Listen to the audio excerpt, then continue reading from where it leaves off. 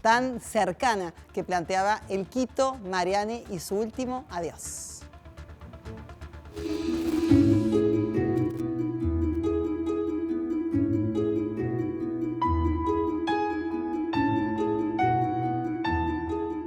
Yo le dije, ¿fuiste feliz? Así que, ¿todo bien?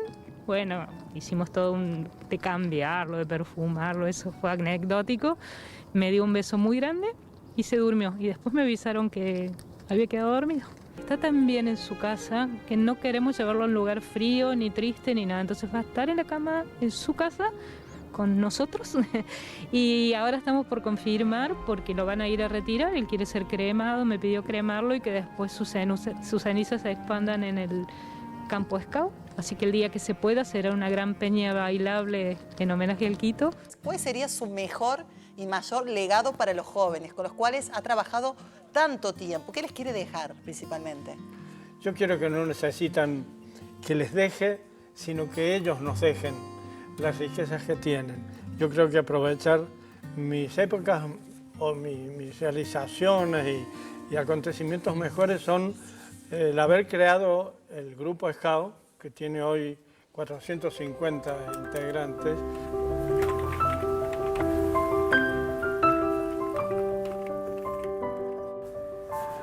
Estos son los libros que he escrito. Este es el primero. Este fue el que golpeó.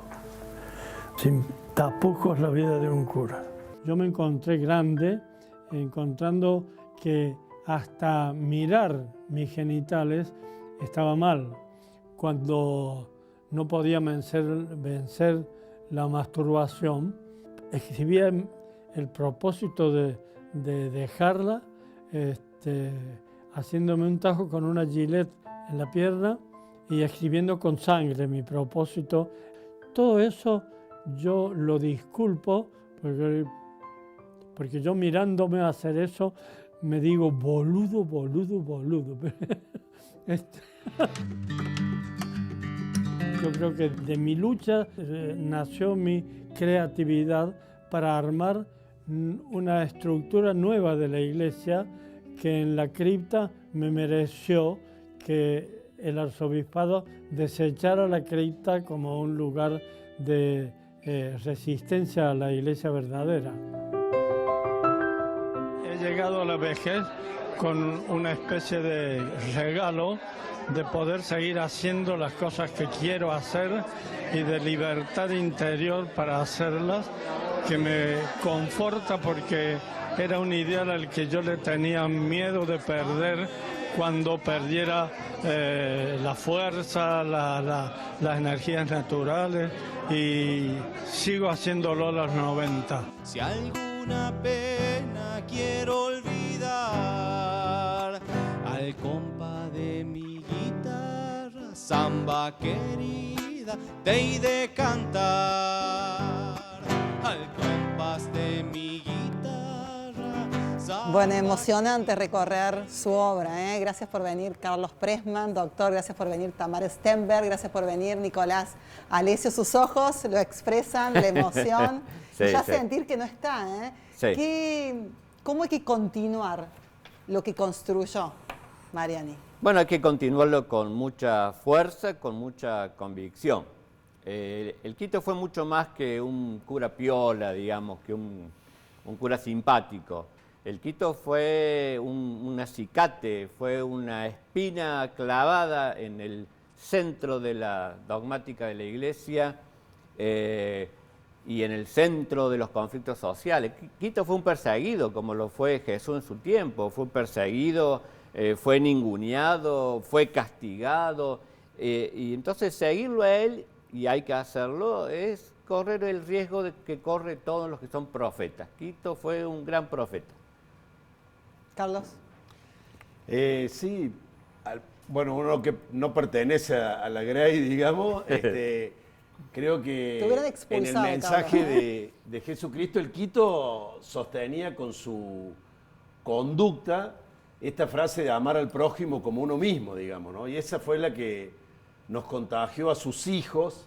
Yo me acuerdo cuando el Quito llamaba a casa, atendía a mi viejo, yo soy Pressman de apellido, ¿no?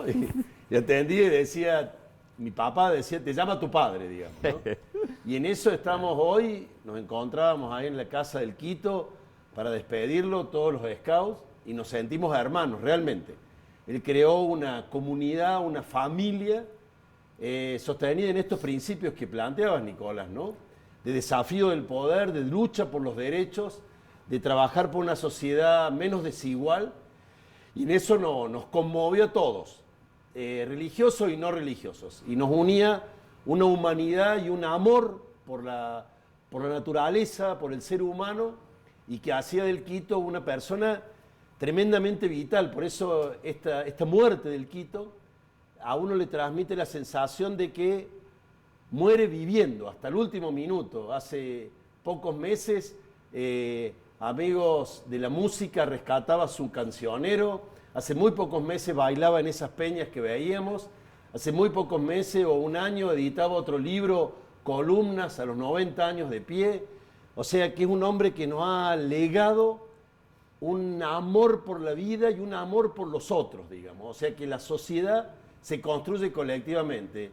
Para quienes andamos en la montaña, en la sierra, el Quito era como en la niebla, en la tormenta, esos mojones, esas apachetes, esas piedras que nos hacían dar un paso adelante y nos guiaban. Yo creo que ese legado el que, en sintonía con lo que decís, queremos que recuperar, digamos, y continuar. Tamara ha traído los libros que escribió el Quito, y en el informe que planteábamos él dijo, ¿no? Sin tapujos fue el libro que golpeó, que pegó. Sí, fue un libro auténtico. Me acuerdo cuando llegó el manuscrito a la editorial y las lecturas, ¿no?, que uno hace. Y lo primero es juntarnos con él y decirle, Quito, mirá, ¿qué te parece esta parte? Y dijo, este soy yo. Y no quiero sacar ni una coma de este libro. Me crié y viví desde el lugar donde residí en la iglesia. La iglesia era mi otra casa.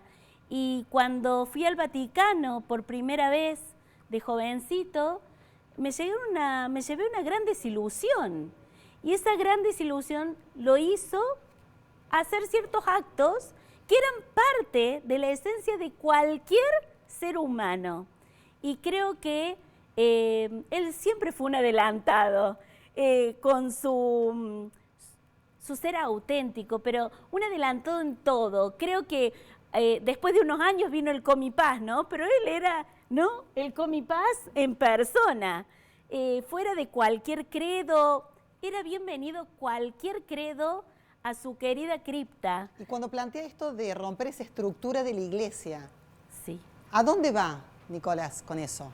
A una iglesia mucho más fiel al Evangelio. O sea, digamos, esto es quizás sea lo más importante. Quito representa un rostro de iglesia humanizada, el rostro de la iglesia cercana a los pobres, el rostro de una iglesia auténtica. Por eso lo persiguieron tanto, porque la iglesia de Primatesta al principio y la iglesia de Ñañez ahora no tienen ese rostro y no lo quieren tener. Esta iglesia todavía hoy niega el martirio de Angelelli. Angelelli fue para el Quito, para los que creemos, para el grupo Angelelli, fue un faro como ahora lo es Quito. O sea, alguien que dijo, el Evangelio es poner las manos para rescatar a los empobrecidos, y si ahí me va la vida, me va la vida. Por eso Quito fue una espina difícil de tragar para la institución, y aún hoy, en el comunicado que hace el arzobispado, es una vergüenza, porque la verdad que hace un comunicado cortito, así, formal, burocrático, triste. La verdad que es una vergüenza, porque si algo tendría que decir hoy la Iglesia Oficial de Córdoba es, Quito, perdón. ¿Perdón por qué?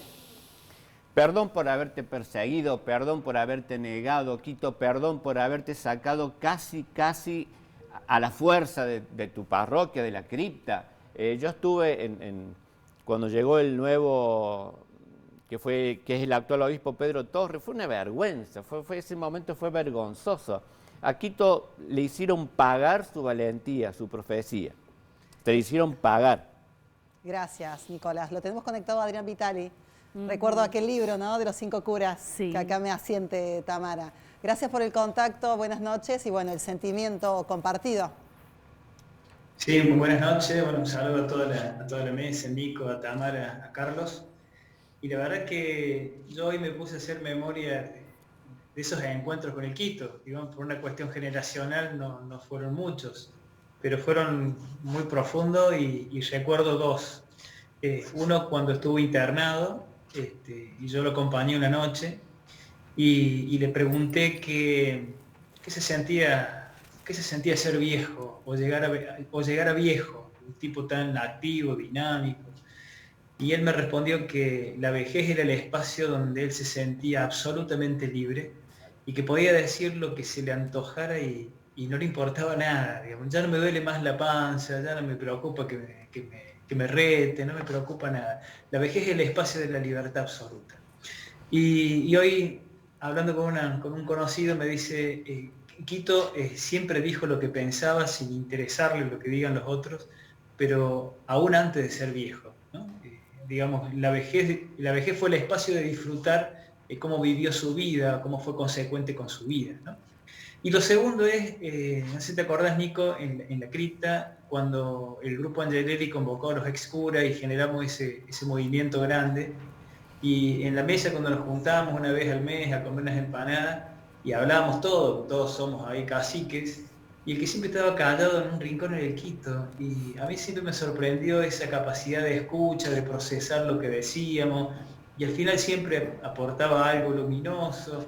Pero bueno, esas dos experiencias fuertes del silencio, el de escuchar y también el de vivir una enfermedad o vivir su vejez desde la libertad, me parece que son como dos espacios interesantes como para seguir imitando su vida, más allá de su compromiso, más allá de su dimensión profética, como decía Nico, por ejemplo, en el velorio de Angelelli, cuando estaba en la cúpula del poder eclesiástico y de facto, y él se animó a decir que eso fue un asesinato en un accidente, el exilio, y lo que decía Nico también con respecto al obispado, me parece que hay que pedirle perdón a Quito, porque cuando a él lo sacan de la parroquia fue vergonzoso, porque le toman la parroquia. La comunidad no pudo despedirlo a Quito, porque la gente de la cripta quedó afuera, porque se la coparon con feligreses, entre comillas, de otras comunidades 1 hora y media antes. Entonces cuando llegó la gente a misa,